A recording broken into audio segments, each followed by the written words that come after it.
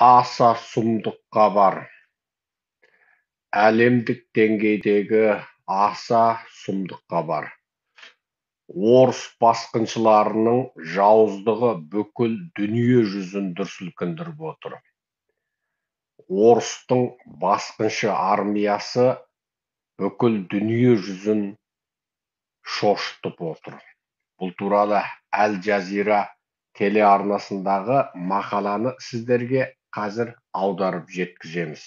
Hundreds buried in mass grave in Bucha near Kyiv. Mayor. Бұл қысқартып аударғанда Киевтің маңындағы Буча қалашығын орыс басқыншыларының қолынан қайтадан қайтарып алғаннан кейін қаланың көшелері толы мәйіттер болған. Бұл мәйіттердің көбі басқа медиалардың жазуында, мына Әл Жазирадан бөлек медиалардың жазуында бәрінің қолы артына қайырылған және шүйделерінен оқ тиген. Енді осы ақпаратты сіздерге аударайық. Anatoly Fedoruk says he recaptured the town's streets are littered with corpses of civilians killed by Russian forces.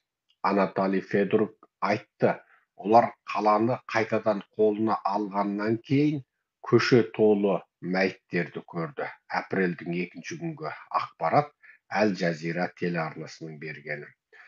Ukrainian forces have buried hundreds of people in mass grave in ары қарай тіке аударайық. Украинаның қарулы күштері жүздеген адамдарды мынау үлкен топтық қабірлерге жерлеп жатыр.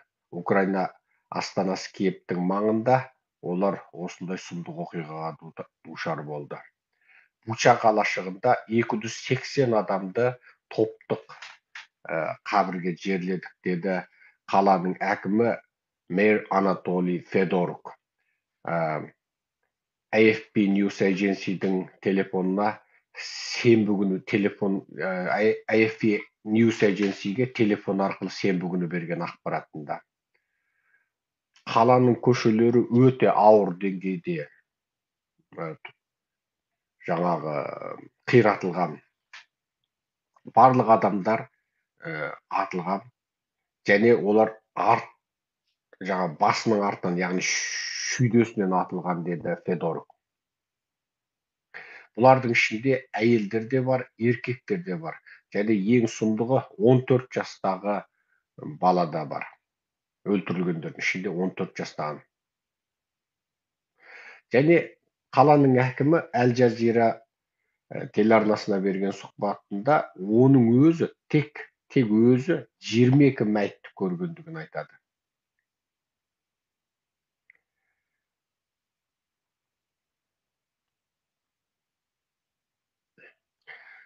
Федорук айтты, бұның барлығы Ресей армиясының ісі деп айтты. Тіпті бұл жерде бейбіт тұрғындарды да атып кеткен деп айтты Федорук. Әл Жазираның тілшісі Роб Майкбрайдыға Львив қаласынан, Украинаның батысындағы Львив қаласынан келген журналист Роб Майкбрайдыға өстіп айтты дейді. Буча соңғы бірнеше аптаның ішінде соғыс болған жер. Және Ресей басқыншылары осы аптаның ішінде Бучаны украиндар қайтарып алғанға дейін оны бірнеше айлар бойы жаулап тұрған болатын.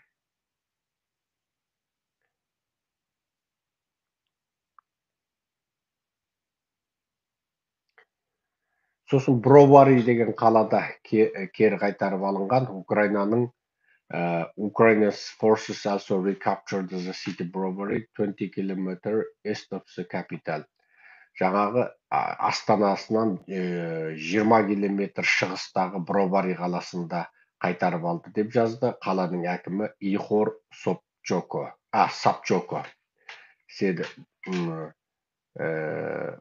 Жұма күні түнде осындай хабар берді дейді. Ал Ресей басқыншылары осы Бровари қаласының көшелерінен тұтасыменен шегініп болды деп жазды Сабжока. Жұма күні айтыпты.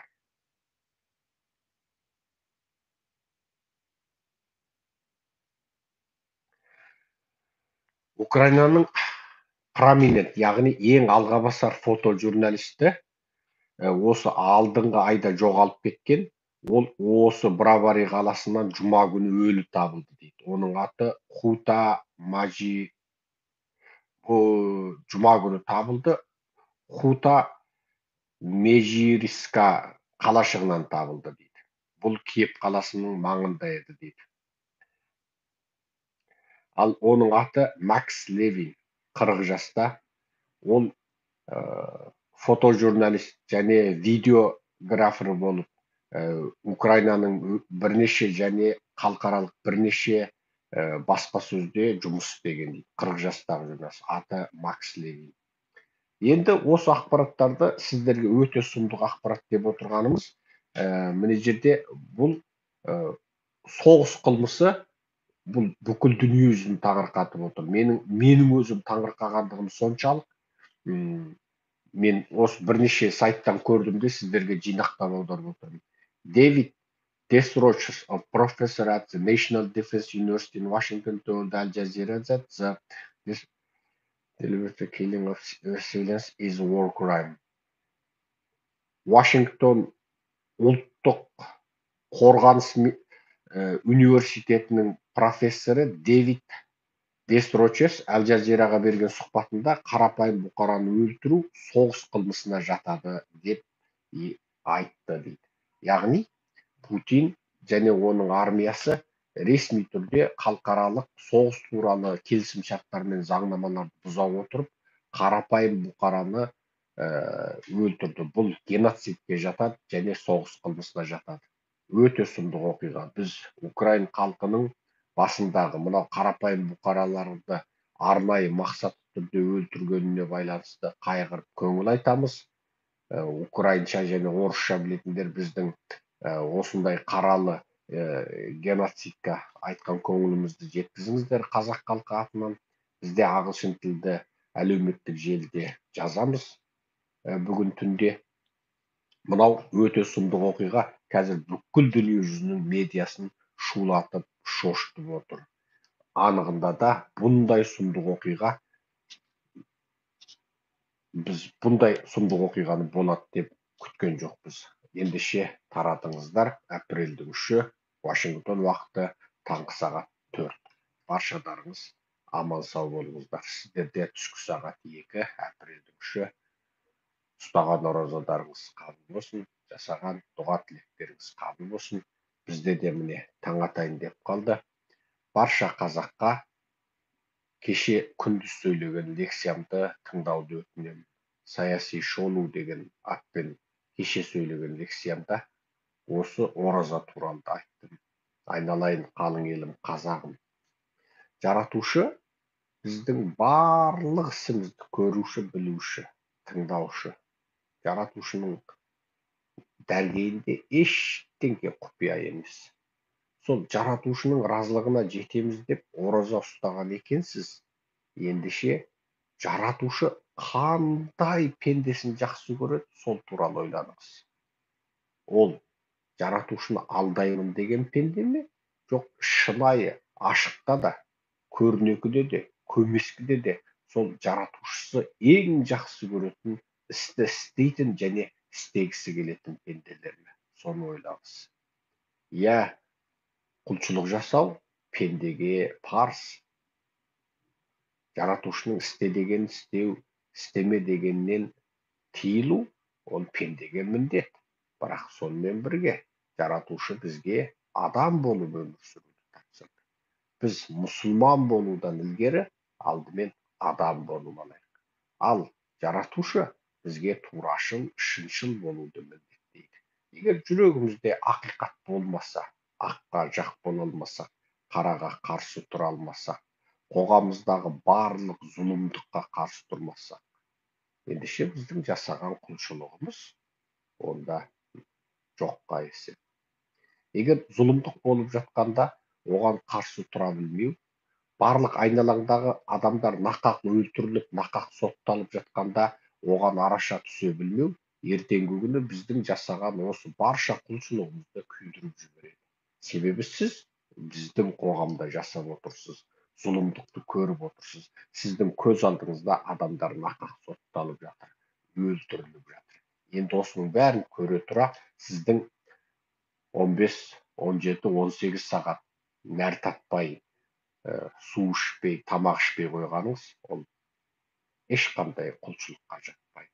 Тіпті сіздің күні түні жасаған құлшылығыңыз, дұғаңыз, намазыңыз қабыл болмайды. Егер сіз шын жүрегіңізбенен жаратушыға беріліп, барлық зұлымдыққа қарсы тұра алмасаңыз, және сол зұлымдықтың жалғасуына ырықты ырықсыз қалды қалап немесе қаламай тұрып көмектесуші болсаңыз, және осы жүйенің өмір сүруінің бір қатысушы болсаңыз, парасын берсеңіз, және барлық адамдар нақақ өлтіріліп, ұсталып, сотталып жатқанда үнсіз қалсаңыз, немесе менің қолымнан не келеді деп осы қоғамнан аутсайдер болсаңыз, онда сіз осы зұлымдықты көре тұра қарсы тұрмағандығыңыз үшін жаратушының алдында қарғысқа қаласыз.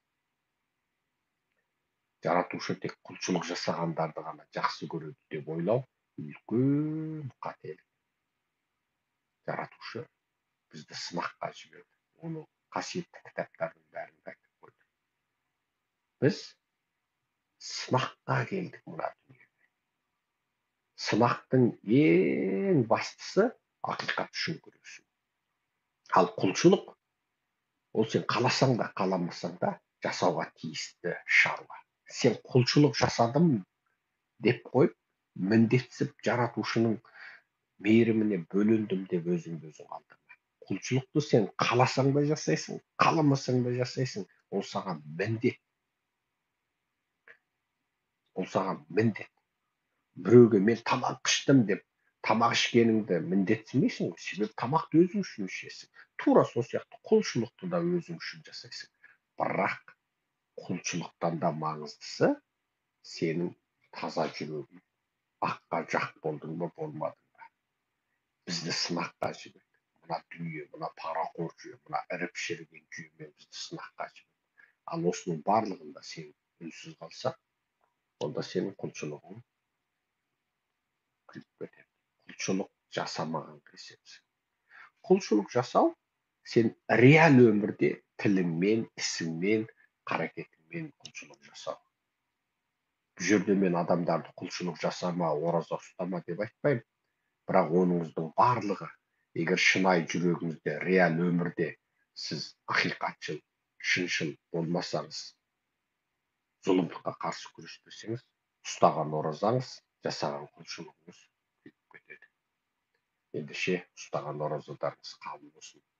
Жаратушының алдында нағыз, шынайы, адал, таза, шыншыл, аққа жақ болатын, қараға қарсы болатын, жаратушының ең сүйікті пенделерінен болуларыңызды тілейміз. Баршамыз екі әлемде еңсесі биік, жүзі жарық, мәртебесі үстем, жаратушының шынайы ақиқатын шын жүрегімен жете сезінген және түсінген, жаратушының барлық істе дегенін шынайы жүрегімен сезініп істейтін адамдар болайықшы. Қайталап айтамын. Жаратушы сіздің жасаған өтірік құлшылықтарыңызға алданбайды. Соны біліңіз. Құрметпен, Серікжан Біләшев.